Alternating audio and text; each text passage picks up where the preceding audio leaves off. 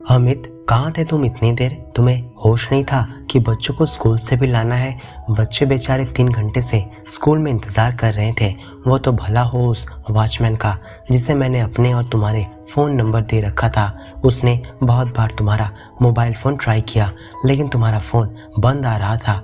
फिर उसने मुझे फ़ोन लगाया तो मैं अपनी मीटिंग छोड़कर बच्चों को स्कूल से लेकर घर आई। तुम इतने लापरवाह कैसे हो सकते हो? नेहा की बात खत्म भी नहीं हुई थी कि अमित कहने लगा, तुम तो बस राय का पहाड़ बना रही हो। वो मेरी मोबाइल की बैटरी बहुत ही लो होने के कारण फ़ोन बंद हो गया था। तुम तो जानती ही हो कि मैं नाइट शिफ्ट करके सुबह 6 बजे घर आकर सोता हूँ। आज थोड़ा ज़्यादा ही सो गया, नींद नहीं खुली। इसमें इतना सुनाने वाली क्या बात है? तुम्हें लगता है कि तुम्हारी अनुपस्थिति में मैं बच्चों की देखभाल अच्छे से नहीं कर सकता?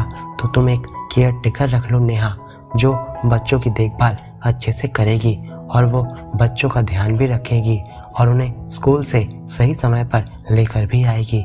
और वैसे भी बच्चे संभालना सिर्फ औरतों का ही काम है, मर्दों का नहीं।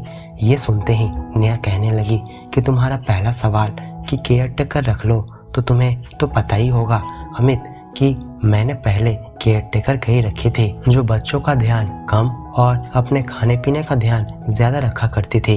इतना ही नहीं, कुछ तो चोर भी थे। घर में से रोज कुछ न कुछ सामान चुराकर अपने घर लेकर चली जाती थी। इसी कारण हम दोनों ने यह तय किया था कि तुम्हारी रात की शिफ्ट है तो रात को बच्चों को मैं संभाला करूँगी और मेरी दिन में शिफ्ट है तो बच्चों को दिन की जिम्मेदारी तुम्हारी होगी। उस बात को अभी सिर्फ 2 महीने ही हुए हैं और तुम इन्हीं 2 महीनों में ही थक गए हो।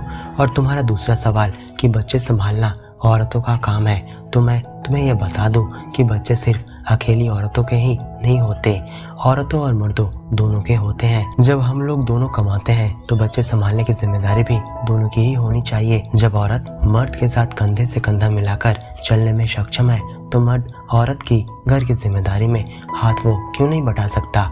अगर बच्चे संभालने का काम तुम्हारा नहीं है तो मेरा भी बाहर जाकर पैसे कमाने का काम नहीं है। तुम्हें लगता है कि घर की जिम्मेदारी अगर मेरी अकेली ही है तो ठीक है, मैं कल से ही जॉब में जाना बंद कर देती हूँ। वैसे भी ये जॉब मैं अपनी खुशी से तो नहीं कर रही हूँ। तुम तो घर के खर्च भी अच्छे से नहीं चला सकते, इसलिए मुझे मजबूरी में कुछ पैसों के लिए जॉब करना पड़ रहा है। नहीं तो लोन की किस्त कैसे जमा होगी? तुम्हें तो पता ही है कि हमारा मकान और गाड़ी दोनों लोन पर ही है।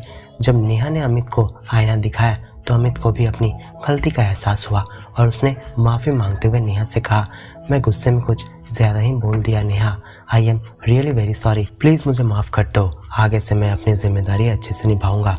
मुझे पता है कि तुम थक गई होगी। मैं अभी हम दोनों के लिए अच्छी चाय बनाता हूँ और बच्चों के लिए भी कुछ खाने के लिए लाता हूँ, उन्हें भी बहुत भूख लगी होगी। पति के इस तरह प्यार भरी बातों से नेहा मुस्कुरा दी।